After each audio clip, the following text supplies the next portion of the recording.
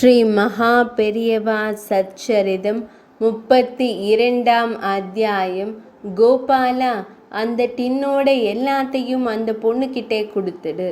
ஒரு பெண்மணி கருவுற்றிருந்த தன் பெண்ணை அழைத்து கொண்டு பெரியவா தரிசனத்திற்கு வந்திருந்தாள். ரொம்ப நாள் கழித்து முழுகாமல் இருக்கா, அதான் கவலையா இருக்கு. நல்லபடியா குளிக்கணும். ரொம்ப தொலைவிலேருந்து நடந்து வரோம். சாமி ஆசீர்வாதம் பண்ணணும். பெரியவா திருக்கரத்தை தூக்கி ஆசி வழங்கினார். தாயார் தொடர்ந்து பேசினாள்.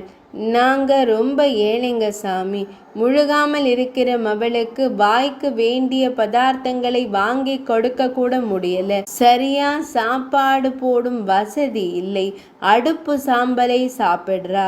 அந்த சமயம் ஸ்டேட் பேங்க் ரங்கநாதன் ஒரு டப்பா நிறைய கட்டி தயிர் கொண்டு வந்து சமர்ப்பித்தார். நீயே அந்த டப்பாவை அந்த அம்மா கிட்ட கொடுத்துடேன், பெரியவா கூறினார். தயிர் டப்பா இடம் மாறியது. கோபால் ஐயர் பொறியியலாளர், இன்ஜினியர், பிறந்த நாள். வழக்கப்படி ஒரு டின் நிறைய இனிப்பு உரைப்பு தின்பண்டங்களை கொண்டு வந்தார். வேத பாடசாலை மாணவர்களுக்காக. கோபாலா, அந்த டின்னோட எல்லாத்தையும் அந்த பொண்ணுக்கிட்டே கொடுத்துடு. டின் இடம் மாறியது. அசோக் நகரிலிருந்து ராமு என்ற பக்தர் வந்தார். அந்த புள்ளத்தாச்சி நடந்தே வந்திருக்கா. திரும்பி போற போதாவது பஸ்ஸிலே போகட்டும். வழி செலவுக்கு ஏதாவது கொஞ்சம் கொடு. ராமுவிற்கு பரம சந்தோஷம். பெரியவாளே ஆக்ஞை பண்ணுகிறார்கள். அந்த பெண்ணின் தாயாரிடம் சென்று சில ரூபாய் நோட்டுகளை கொடுத்தார். தாயும் மகளும் 1000 நன்றி கூறிவிட்டு புறப்பட்டார்கள்.